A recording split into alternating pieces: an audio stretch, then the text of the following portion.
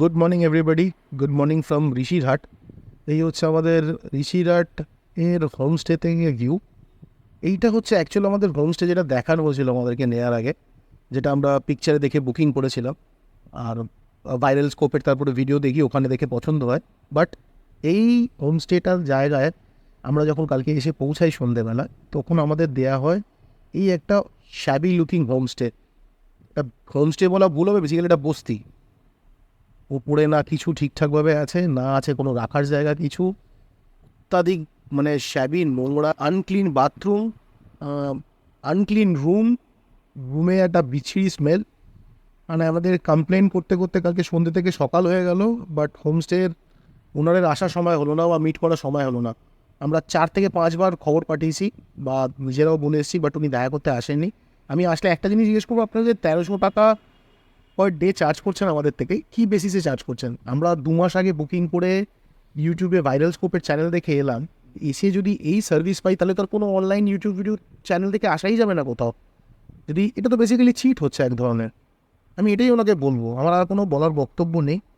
আমাদের এই হোমস্টেটার নাম হচ্ছে ঋষিরহাট ফার্মস্টে। প্লিজ তোমরা যখনই আসবে এখানে, পেছনে হোমস্টেটা ঋষিরহাট ফার্মস্টেটা খুবই সুন্দর।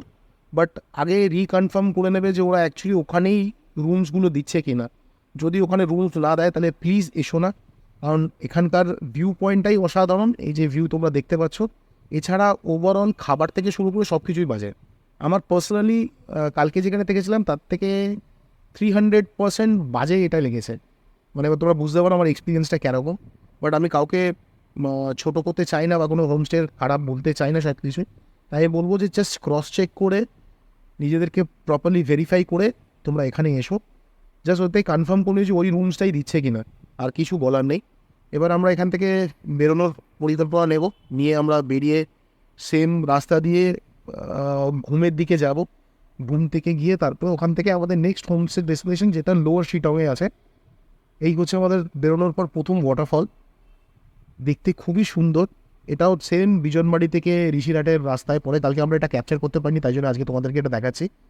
এই একটা ওয়াটারফল দেখো এখন, কি সুন্দর, ওই ওপর পাহাড় থেকে নামছে। আর এত সুন্দর স্রোত বয়ে চলেছে এখানে। আর এইটা হচ্ছে তার অপোজিটের ভিউ। এটা হচ্ছে প্র্যাকটিক্যালি একটা ভিউ পয়েন্ট বলা যেতে পারে, মানে সেরকমভাবেই রয়েছে জায়গাটা। এই রাস্তা দিয়ে আমরা যাবো এবার। আর রাস্তার কন্ডিশন তো তোমরা দেখলে বুঝতেই পারছো কী সুন্দর। কোনো সিমেন্ট নেই, পিচ নেই, খালি পাথরের নুড়ি পড়ে আছে। আর কালকে রাত্রি হেভি রেনফল হয়েছে, তার জন্য আরও এই জায়গাটার অবস্থা খারাপ। এটা হচ্ছে সেকেন্ড ওয়াটারফল যেটা আমরা দেখতে পেলাম যেতে যেতে। এটাও কালকে তোমাদের দেখানো হয়নি, তার জন্য আজকে কভার করছি এটাও। আর এটা হচ্ছে হিমা ওয়াটারফল, যেটা গতকালের ভিডিওতে তোমরা দেখেছো। বাট আজকে শেয়ার করার একটাই কারণ, আজকে ওয়াটারফলটা অত্যাধিক সুন্দর লাগছিল, কারণ কালকে রাত্রে এত বৃষ্টি হওয়াতে এর স্রোত বেড়ে গেছে। তা দিয়ে এলাম, এটা বিজনবাড়ি যাওয়ার রাস্তা। এখান থেকে আমরা এই দিকে যাবো ঘুমের দিকে। হালকা জায়গাটা দেখো কি সুন্দর, টু গুড। এদিকে একটা ঘুম বাঞ্জারা ফরেস্ট আফ করে, কি সুন্দর জায়গা, কিরকম সুন্দরভাবে তৈরি করা, পুরোনো দিনের পুরো ফিল আছে জায়গাটায়। আর এই পাইন ফরেস্টটা দেখো ছোট্টর ওপরে। এদিকে আরও পাইন ফরেস্ট রয়েছে। এদিকে রাস্তাটা পুরো মেঘে ঢাকা। আবার ঠিক অপোজিটে এই রাস্তাটায় যেতে গেলে বা এই দিকটা যেতে গেলে এরকম মেঘ ক্লিয়ার হয়ে গেছে। এটাই হচ্ছে দার্জিলিংয়ের বিউটি, এক জায়গায় মেঘ, এক জায়গায় ওহ, টু গুড। খাবো চা টা খেয়ে তারপরে আবার জার্নিটা স্টার্ট করবো। চা আর মোমো খেয়ে আমরা এবার এগিয়ে চললাম ঘুমের দিকে। এই হচ্ছে যাওয়ার পথে তুমি দেখতে পাচ্ছ কীরকম যে কুয়াশা পড়েছে বা মেঘ বলো যাই বলো, পুরো রাস্তা ঢাকা শুরু হয়ে গেছে অলরেডি। আর অদ্ভুত একটা চিলি ভাইবস আসছিল, ঠান্ডা লাগছিল হালকা হালকা। আবার কোনো জ্যাকেট ফ্যাকেট কিছুই পরিনি, তা সত্ত্বেও ঠান্ডা ঠান্ডা লাগছে ওই জন্য বেশি। এবার এই রাস্তা ধরে আমরা সোজা এগোতে থাকবো। ঘুম থেকে তারপরে আমরা আবার একটু উপরের দিকে উঠে ডাউহিলের রাস্তা ঢুকবো। ডাউহিলের রাস্তাটা ক্রস করে ওখান থেকে নেবে আমরা মানে লোয়ার শিটংয়ের দিকে যাব। মানে আমরা শুনেছি যে প্যাচটা একটু খারাপ, ডাউনটা ক্রস করার পর রাস্তাটা যেটা টুয়ার্ডস শিটং 1-এর দিকে যাচ্ছে বা একদম বেস লাইন বা যোগীঘাটের দিকে যাচ্ছে, সে রাস্তাটা একটু খারাপ। তো দেখি কীরকম হয়, জার্নিটা তোমাদেরকে শেয়ার করবো ফার্দার। একবার দেখো কি বিউটিফুলি না লাগছে রাস্তাটা। এখানে রাস্তা একদমই ভালো। এই সোনাদা বা গুঞ্জার রাস্তাটা, একটি চওড়া রাস্তা, এটা আরামসে গাড়ি ঘোড়া পাস করতে পারছে, বাট রাস্তার ভিউ নিয়ে কোনো কথা হবে না। মানে এইসব রাস্তা দিয়ে ট্রাভেল করার পর সত্যি মনে হয় কলকাতার যেন না ফিরে যাই, এখানেই থেকে যাই। ওকে, আমাদের ওই শহরের আওয়াজ সব কাটিয়ে এসে পাহাড়ে এসে যে এই মজাটা পাওয়া যায় না, আমি এই মজাটার কোনো বিকল্প নেই। এবার দেখবে আস্তে আস্তে কীরকম লেগ আরও বাড়তে চলেছে এখানে যা দেখতে পাচ্ছি। এখানে একটা ভিউ পয়েন্ট আছে, এই ভিউ পয়েন্টটা আমরা দাঁড়ালাম না, অলরেডি একটু বেলা হয়ে যাচ্ছিলো, আর আমরা চাইছিলাম আজকে একটু তাড়াতাড়ি আমাদের ডেস্টিনেশনে পৌঁছাবো। আমাদের এখান থেকে প্রায় 3 ঘন্টা রাস্তা দেখাচ্ছে অন ম্যাপ, বাট আমরা জানি পাহাড়ের রাস্তায় 3 ঘন্টা বললে ওটা 4.5 থেকে 5 ঘন্টা লাগে আস্তে আস্তে করে যেতে, কারণ রাস্তার অবস্থা ভালো না, খুব স্লো চালাতে হয়। আমরা তো আর পাহাড়ের লোকেদের মতন এক্সপার্ট নয় চালানো, আমাদের একটু যেতে টাইমই লাগে। এবার দেখো কীরকম মেঘ নেমে এসছে পাহাড় থেকে, এবার প্রায় আমরা ঘুমের কাছাকাছি পৌঁছে গেছি, তো দেখো কীরকম মেঘ চলে এসছে, পুরো মনে হচ্ছে মেঘ এবার আমাদের গায়ের উপর দিয়ে ছুঁয়ে যায় না।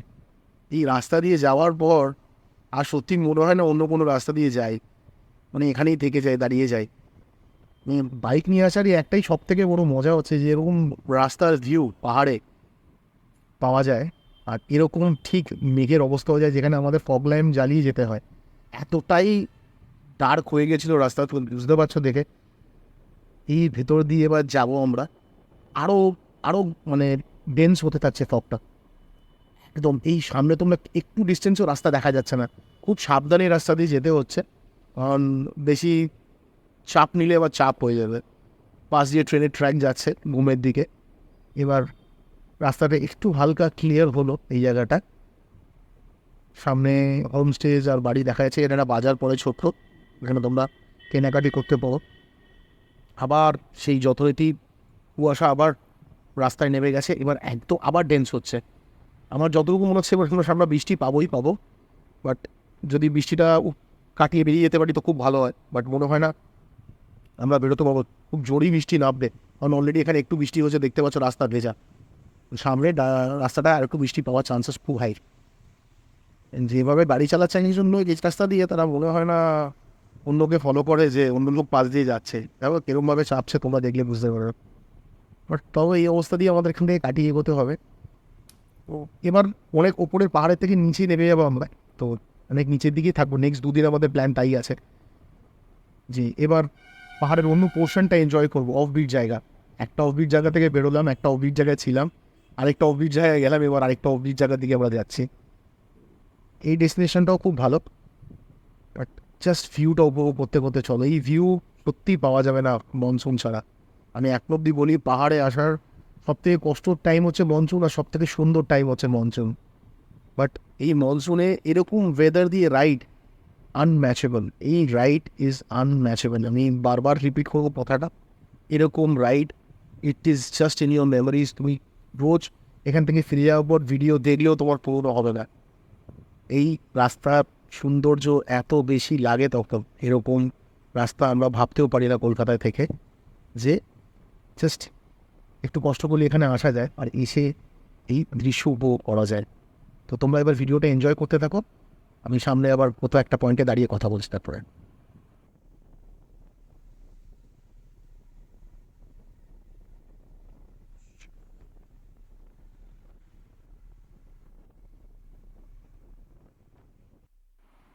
সোনাদা পার হয়ে যাবো জাস্ট, আর এই হচ্ছে কালু রিংপোচে মনেস্ট্রি, সোনাদার খুব বিখ্যাত মনেস্ট্রি। আমরা এখানে দাঁড়ালাম না কারণ ওয়েদারটা এতটাই খারাপ হয়ে গেছে যাতে রাস্তায় আরও আটকে না যেতে হয়, তাই জন্য আমরা এখান থেকে বেরিয়ে গেলাম। চেষ্টা করবো অন্য একবার আসার এখানে। মনেস্ট্রি ক্রস করেই আমরা দাঁড়িয়ে গেলাম, কারণ এত জোর বৃষ্টি নেমে গেছে আর যাওয়া যাবে না, এই হচ্ছে বৃষ্টির সিচুয়েশন এখন। হাসলাম একটা কথা, বৃষ্টি খাবার নাম নিচ্ছেন, এই অবস্থা এমাবাতে দাঁড়িয়েছে এখন, কি দিয়ে দেবে জল হাসতে পাক 15 মিনিট হচ্ছে সব বৃষ্টি পড়তে, তাতেই এই অবস্থা। এখন আমাদের এখানেও ডেস্টিনেশন যে জায়গায় যাচ্ছি সেখানে টেনশন আরও খানিক টেনশন লাগবে, এরকম এই অবস্থা থাকলে কীভাবে এভাবে দিতে পারছি না। রেনকোট পরে যাওয়া সিচুয়েশন নয় এখন, ডেন্স রেন হচ্ছে, হচ্ছে বৃষ্টি গেছে, দেখো জলের স্প্লাশ বই দেখছিল। 1 ঘন্টা বৃষ্টিতে দাঁড়ানোর পর আমরা এবার ওখান থেকে বেরিয়ে তুরুক রোড, হিলকাট রোড হয়ে ফার্স্ট, তারপরে তুরুক হয়ে এখন আমরা এই পাইন ফরেস্টের ভেতর দিয়ে যাচ্ছি। এটা একটা ডাউহিলের পার্টি বলতে পারো ফরেস্টটা। ঠিক similar vibes, similar condition of road, রাস্তা খারাপ মোটামুটি, আর এত সুন্দর পাইন ফরেস্টের দৃশ্য বস তোমাদের বলে বোঝানো যাবে না যে কীরকম লাগছে না। Just check out the vibe. দু ধারেই পাইন ফরেস্ট, ওদিকে ওপরে যতদূর দেখা যাচ্ছে পাইন ফরেস্ট, নিচে যতদূর দেখা যাচ্ছে পাইন ফরেস্ট, আর মাঝখানে এই রাস্তা। দুপুরবেলার টাইম, কোনো লোক নেই, আমরা একা যাচ্ছি। সম্ভবত লাস্ট 8 ঘন্টা 40 মিনিট আমরা মিনিমাম চালিয়েছি, যেখানে কোনো গাড়ি বা বাইক দেখতে পাইনি। জাস্ট ইমাজিন করতে পারছো, একই রাস্তা দিয়ে একাই যাচ্ছি খালি, তো দুজন, আর কেউ নেই, আর কেউ নেই। বাট এই রাস্তাটা ইজ সামথিং এলস। মানে সত্যি ভগবান যে স্বর্গ বানিয়েছে, সেই স্বর্গের কিছু রূপ পৃথিবীতে দেখা যায়। এই সত্যি এই রাস্তাগুলো হচ্ছে সেই স্বর্গের রাস্তা। আবার এখান থেকে বেরিয়ে আমরা এবার ফরেস্ট থেকে একটু রাস্তা ভালো পেলাম। মানে এর মাঝে আগে পক্ষে অনেক রকমের রাস্তা খারাপ ছিল, যেখানে মানে লিটারালি একজনকে নেবে চালাতে হচ্ছে, শ্যুটটা করা পসিবল হয়নি। এবার এই যে রাস্তাটা দেখছো, এবার গ্রামের রাস্তা আমরা আস্তে আস্তে ঢুকছি, এবার অনেকটাই নিচে নেমে এসেছি। প্রায় ঘুম থেকে আমাদের হোমস্টে ডেস্টিনেশনটা অ্যাপ্রক্সিমেটলি 35 কিলোমিটার্স, মানে উঠে 30-32 কিলোমিটারের মতো নাবা। তো তোমার বুঝতেই পারছো ডিস্টেন্সটা বেশ ভালোই। তো আমাদেরও প্রচণ্ড পরিমাণে খিদে পেয়ে গেছিলো, চেষ্টা করছিলাম যে যত তাড়াতাড়ি সম্ভব আমরা হোমস্টেতে পৌঁছাতে পারি। কারণ হোমস্টেতে পৌঁছাতে পৌঁছে প্রত্যেক দিন যে কদিনই বেরিয়েছি আমরা একটু বেলা হয়ে যাচ্ছিলো, চাইছিলাম 4টের মধ্যে যাতে ঢুকতে পারি। তো যেতে যেতে তোমরা এরকম ছোটোখাটো রাস্তাটা খুবই ভালো পাবে, আর এরকম ছোটোখাটো বাগান পাবে বিভিন্ন জায়গায়। মানে যে কটা বাড়ি আছে তাদের নিজস্ব বাগান আছে এখানে। আর শিটং যেহেতু ফেমাস অরেঞ্জ প্লান্টেশনের জন্য, তো এই রাস্তা দিয়ে যদি তোমরা শীতকালে আসো, মোটামুটি প্রচুর পরিমাণে অরেঞ্জ হয়ে থাকতে দেখতে পাবে। এখন যদিও বা কোথাও কোনো অরেঞ্জের মানে কিছুই দেখতে পাইনি, বাট আইডিয়া লাগাতে পেরেছি যে রাস্তাটার সৌন্দর্যটা কতটা বেশি হবে শীতকালে। বাট এখানে প্রচুর জায়গায় বিভিন্ন জায়গায় এলাচ গাছেরও চাষ পাবে, তো আমরা দেখেওছি যে যেতে যেতে বড় এলাচ গাছ রয়েছে। এখানে একটা ভিউ পয়েন্ট আসছে, এই ভিউ পয়েন্টটার থেকে আমরা দাঁড়ালাম না, এগিয়ে গেলাম, কারণ অনেকগুলো ভিউ পয়েন্ট আগেও দেখেছি, তাহলে একই জিনিস দেখার কোনো ইচ্ছে ছিল না, আর সামথিং কিছু ইউনিক ছিল না। তো এবার দুধারে আবার ছোট্ট একটা জঙ্গল পড়লো, একটা ছোট ব্রিজ পার করলাম। এই রাস্তা দিয়ে সেরকমভাবে এখন অব্দি কোনো ঝর্ণা দেখতে পাইনি, তাই জন্য তোমাদের দেখাতে পেলাম না। দু একবার আওয়াজ এসছে, বাট ঝর্ণাটা নিচে রাস্তার দিকে নয়, আর রাস্তার ধার থেকে যাবে দেখতে পাবো।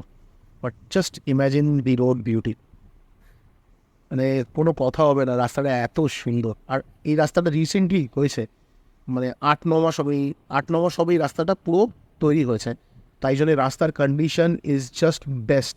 মানে এত লম্বা আমরা দার্জিলিং ঘুরলাম, অফরোডিং এরিয়া বিভিন্ন জায়গায় গেলাম যেখানে অফবিট প্লেসেস থাকে, তার মধ্যে এই জায়গাটার রাস্তাটা সব থেকে সুন্দর। পুরো স্ট্রেচটা যে আমরা প্রায় 25-30 কিলোমিটারের মধ্যে স্ট্রেচটা ধরে রাখো প্রায় 25 কিলোমিটার্স নামছি নাও, সেই 25 কিলোমিটার্সের স্ট্রেচটায় এক ফোঁটা রাস্তা খারাপ নেই। এবার দেখো আমার অটোমেটিক রাস্তা এত ভালো দেখে একটু স্পিড বেড়ে গেল, বাট তারপর আবার নিজে একটু কন্ট্রোল করে নিলাম, কারণ বেশি স্পিডে গেলে সামনে দিয়ে যদি ইনকেস কোনো গাড়ি আসে একটু অসুবিধা হবে। রাস্তাটা সরু, আবার একটা ছোটো পাইন ফরেস্ট যাচ্ছে এখান থেকে। এখানে বিভিন্ন প্রকারের পাইন গাছ আছে, তোমার যে দাউইলে তোমরা যে পাইন গাছ দেখতে পাবো সেটা পাবো এখানে, অন্যান্য পাইনসও আছে। এখানে দেখো ছোট্ট হোমস্টে দুটো ধরে।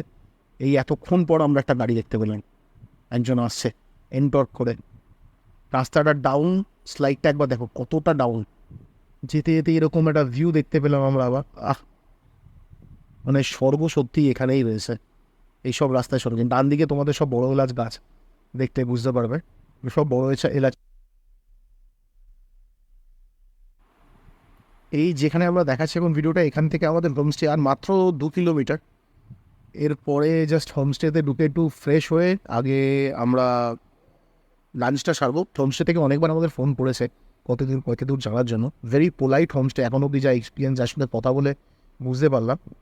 গিয়ে ফার্দার হোমস্টেটা দেখাবো, কি খাচ্ছি দেখাবো। তো কানেক্টেড থেকো, হোমস্টেতে পৌঁছে কথা হচ্ছে। হোমস্টেতে পৌঁছে আগে ফ্রেশ হয়ে খেতে বসে গেলাম। ভাত, আলু ভাজা, চিকেন, স্যালাড, পাঁপড় ভাজা আর ডাল ছিল আজকে আমাদের মেনু। রান্না খুবই সুস্বাদু। Stay location river crab homestay. এটা হচ্ছে হোমস্টের একটা রুম, আর এখানে 3টে রুম, আর এইটা হচ্ছে আমাদের রুম, সিঙ্গেল কটেজটা। আমাদের বাইক রাখার সামনে, এখানে মাঝখানে একটা বসার জন্য অ্যারেঞ্জমেন্ট করা আছে। একবার ভিউটা দেখো, পুরো মাউন্টেন্স দিয়ে ঘেরা, মাঝখানে এটা, ব্যাকে এটাই ঠিক পেছনে হচ্ছে রাইং নদী। এটা হচ্ছে এখানকার খাওয়ার জায়গা। এদিকে পুরোটা গ্রাম পথ, এখান থেকে গ্রাম আছে, কিছু কিছু ছোট ছোট কয়েকটা বাড়ি দেখা যায়। আর এদিকটা যোগীঘাট চলে যাচ্ছে, আর এদিকে রিভারটা, রাইং নদী। এবার চলো তোমাদের রুমটা ঘুরে দেখাই। এই হচ্ছে আমাদের রুম, বেতের রুম পুরোটা, উপরে ফ্যান আছে। আর এদিকে হচ্ছে মেন ডাবল বেড, এটা একটা সিঙ্গেল বেড, একটা মাঝখানে বেড সাইড টেবিলও রয়েছে, দুটো টুলও রয়েছে। আর এই হচ্ছে জানলা, জানলা থেকে এই হচ্ছে ভিউ, ওদিকে ডান দিকে পাহাড়, বাদিকে জঙ্গল, আর তার পাশ দিয়ে বয়ে যাচ্ছে রিয়ান নদী। সারাদিন নদীর আওয়াজ তোমরা পাবে। আর এই হচ্ছে আমাদের বাথরুমটা যথেষ্ট ক্লিন, গিজার আছে, সব কিছু অ্যাক্টিভ, কোনো প্রবলেম নেই। সন্ধেবেলা হোমস্টের বাইরে হচ্ছে ফুল মুন ভিউ। আশা করি তোমাদের এটা ভালো লাগলো ভিডিওটা। যদি ভালো লেগে থাকে লাইক, শেয়ার অ্যান্ড সাবস্ক্রাইব করো, and stay tune for next episode.